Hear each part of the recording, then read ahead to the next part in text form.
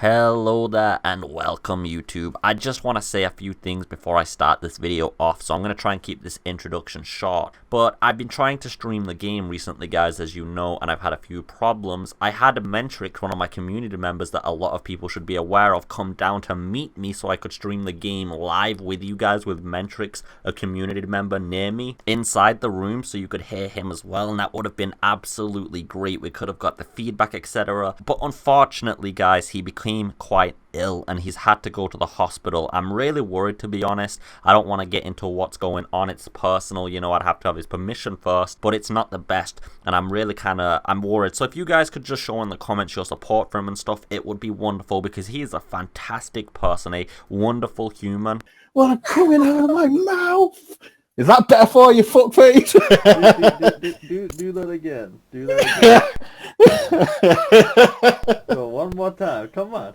Oh, God. He's gonna mute you. And when it comes to people that deserve some support, this guy deserves more support than I have from all of you guys. He honestly does. He's a great and wonderful person, so please just give him a little bit of support in the comments. I'm sure it would mean a lot to him, and it would mean the world to me. I really mean that from the bottom of my heart. It would mean the world to me. But anyway, that's why I've not been streaming. I'm waiting for him to get out of hospital and get back and recovered, because I want to stream with him in person as my little gift to him for the VR and things. I want him to see it, you know, firsthand. That's just me, guys. I just wanted to let you guys know why I'm not streaming at the moment, because I could do it, but I don't want to, and I'll be doing it again when he gets back. I just hope you're looking forward to that, and I'm sorry for any of the delays. Now, for the contents of the actual video, Capcom recently revealed a bunch of screenshots that give us more insight to the DLC, so I'll be going over those and covering them in this video. I've had some screenshots up showing you guys that stuff, but yeah, let's just get right into it as always.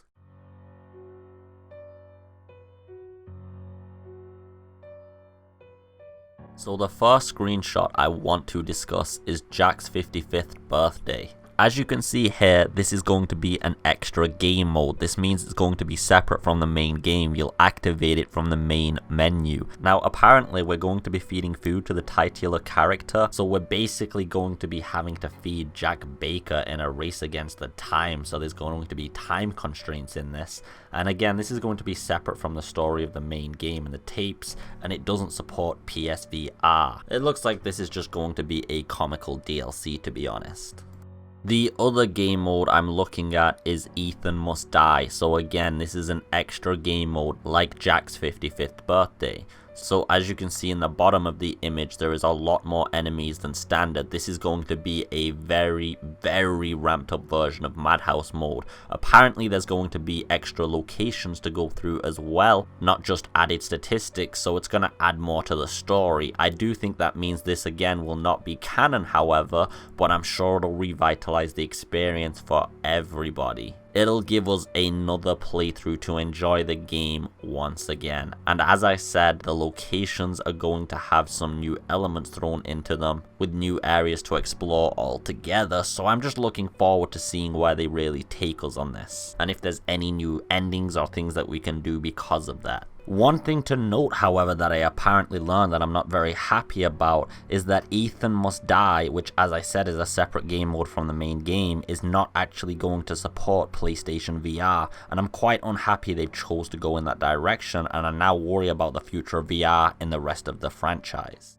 The banned footage volume 1, which is named Nightmare, is going to be a DLC in which you survive off against 10 waves of enemies over the nights. Now you'll be able to craft weapons and items between the waves and be able to survive using them, and I think that's going to be a core part of the gameplay. You'll probably have to pick up a lot of things around this, and the enemies are going to be dropping things. That's just my assumption anyway.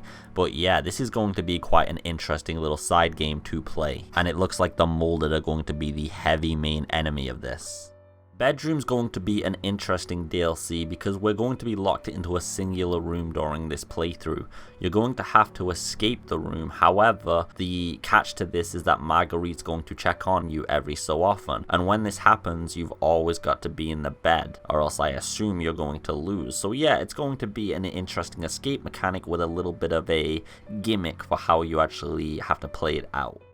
There is a second package of banned footage, so Volume 2 contains 2 DLCs for that. The first one is 21. Now this is obviously Blackjack related, and Nogam Day, a very trusted member of my community who's also a moderator, says he is almost absolutely confident this is related to Lucas. Now I haven't completed the game, but I do know quite a lot about the spoilers of it. But I don't actually know too much about Lucas, so that's why I'm going to put that out there for you guys. So I think this is related to him. When I finally complete the game, however, I'll go back over this DLC once again. The Daughters DLC is going to be a prequel to the plot of Resident Evil 7. So as you can see here already, we see young Evelyn as well as Zoe in this image. Zoe's the character that's got my most interest here because we know that she does eventually escape from the Bakers and come to dislike Evelyn basically. So I'm sure that's the character we're actually going to play in this DLC. That would make sense to me, as you know, you're basically given an objective to escape, and that's where the plot of Resident Evil 7 is going to tie in. So to conclude all of this, guys, I'm looking forward to all of these DLCs. However, there is a few problems I have. The cut support for PlayStation VR on a few of these DLC titles has got me quite worried. I'm actually worried not only for the future of VR for the franchise, but I do think this is kind of a stingy move for Capcom to pull to literally sell that it has PlayStation VR capabilities so much before the game actually came out, and then just to kind of sell out really seems like a 180 on that position, and it seems really unfortunate and kind of a screw you to the fan base, to be honest. Now, I'm sure maybe there's good reasons why they cut it out, but I still think, and I'm going to remain firm on that position, that it was an unethical move to make. On that note, however, a lot of these DLCs look like they've got something new to add to the game overall. I'm really looking forward to the Ethan Must Die mode the most, to be honest. That one looks like it's going to add a whole new layer of difficulty as well as new things to explore. And because they said it's not going to be canon in any way at all, or that's the implication anyway, I'm just wondering what kind of differences we'll get to play through in the game. I'm sure there's going to be some little story nuances or differences that they actually employ out. And like I said, maybe some alternate endings. And even if it's not canon, maybe we'll get some hint of truth within them regardless, you know? But anyway, I think this DLC is better than what one of my community members like Demo would suggest. Here are some of his creations. These are great DLC ideas. But yeah, guys, I just hope you enjoyed the video as always. The music was provided by Demo again, so if you want, go check him out below and you can go visit his website or his channel. But as always, guys, I really just hope you enjoyed the video. I'm here to provide the content as best as I can, and I'll give you guys all the best updates on all of the information about Resident Evil 7, and I'll be covering some new games soon, such as Death Stranding, The Last of Us 2, Horizon New Dawn. So just look forward to that, guys. And yeah, take it easy as always. Have a beautiful day and peace.